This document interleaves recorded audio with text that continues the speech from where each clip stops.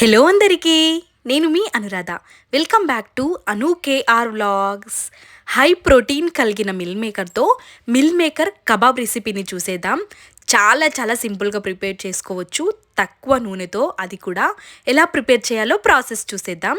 1 cup వరకు mill మేకర్లని తీసుకుంటున్నాను. ఈ మిల్ మేకర్లని వేడి వాటర్ చేసుకొని అందులో వేసుకొని ఒక 5 మినిట్స్ అదేవిధంగా ఉంచేసుకోవాలి.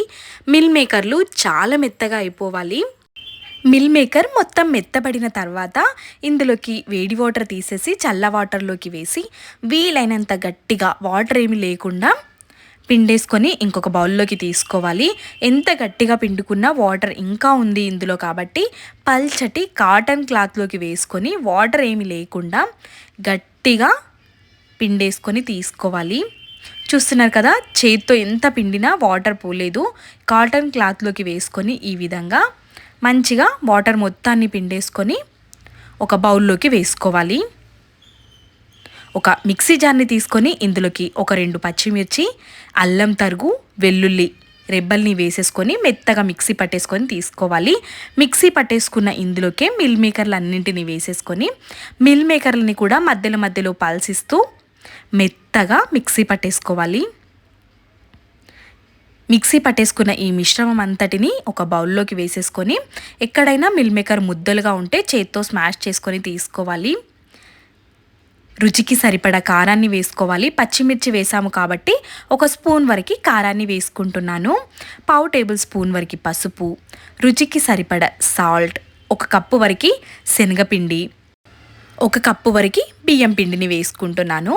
సన్నగా తరుక్కున్న ఒక పెద్ద సైజ్ ఆనియన్ ముక్కల్ని వేసుకోవాలి. ఆనియన్స్ ఎక్కువగా ఉంటేనే రుచి బాగుంటుంది.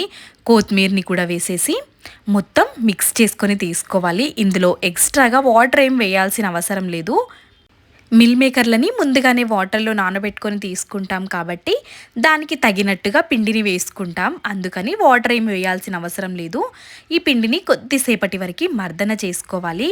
సాఫ్ట్గా అయిపోవాలి. ఇప్పుడు ఇందులో నుంచి కొంత పిండిని తీసుకొని కబాబ్ స్టిక్కి పెట్టుకొని కబాబ్ లాగా చేసేసుకొని తీసేసుకోవడమే. మీరు పొయ్యి మీద చేసుకుంటున్న వాళ్ళైతే డైరెక్ట్గా ఇదే విధంగా కాల్చుకొని తీసుకోవచ్చు. కానీ నేను ఇక్కడ స్టవ్ పైన పెనం పైన కాల్చుకుంటాను కాబట్టి ఈ విధంగా కబాబ్ స్టిక్కి పిండిని పెట్టేసుకొని మెల్లిగా స్టిక్ నుండి సపరేట్ చేసేసుకొని అన్నింటిని ఇదే విధంగా ప్రిపేర్ చేసుకొని ఒక ప్లేట్లోకి తీసుకుంటున్నాను. అన్నింటినీ ఇదే విధంగా ప్రిపేర్ చేసేసుకొని మనం ఇప్పుడు షాలో ఫ్రై లాగా చేసుకోవచ్చు. మీకు కావాలి అనుకుంటే వీటిని డీప్ ఫ్రై కూడా చేసుకోవచ్చు. నేను తక్కువ నూనెతోనే ప్రిపేర్ చేస్తున్నాను. ఇక్కడ స్టవ్ పైకి పెనాన్ని ఉంచేసి ఒక 2 స్పూన్ల వరకు ఆయిల్ వేసుకుంటున్నాను.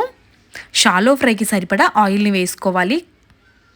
కావాలనుకుంటే మనం గిన్నెలో ఆయిల్ పెట్టేసుకొని డీప్ ఫ్రై కూడా చేసుకొని తీసుకోవచ్చు. తక్కువ నూనెతో చేయాలి అనుకున్నాను కాబట్టి ఈ విధంగా షాలో ఫ్రై చేస్తున్నాను. షాలో ఫ్రై చేసిన రుచి మాత్రం చాలా బాగుంది. అన్నింటినీ ఇదే విధంగా మంచిగా మీడియం ఫ్లేమ్లో పెట్టేసుకొని మంచిగా కాల్చుకొని తీసుకోవాలి. మంచి కలర్ వచ్చేంత వరకు. పైన క్రిస్పీగా లోపల సాఫ్ట్గా చాలా బాగుంటుంది. ఈ విధంగా స్టిక్ లేని వాళ్ళు చేతి పైన కూడా రౌండ్ షేప్లో వచ్చే విధంగా చేసేసుకొని కాల్చుకొని తీసుకోవడమే. ఎక్కువ ఆయిల్ పీల్చదు. తక్కువ నూనెతోనే హై ప్రోటీన్ కలిగిన ఈ రెసిపీ తప్పకుండా ట్రై చేయండి. నాకైతే చాలా బాగా నచ్చింది. తక్కువ సమయంలోనే ప్రిపేర్ చేసుకోవచ్చు.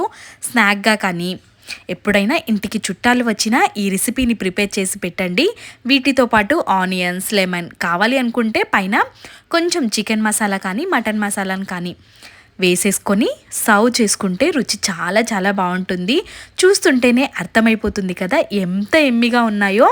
మీకు ఈ రెసిపీ నచ్చితే తప్పకుండా కమెంట్ చేయండి. Thanks for watching.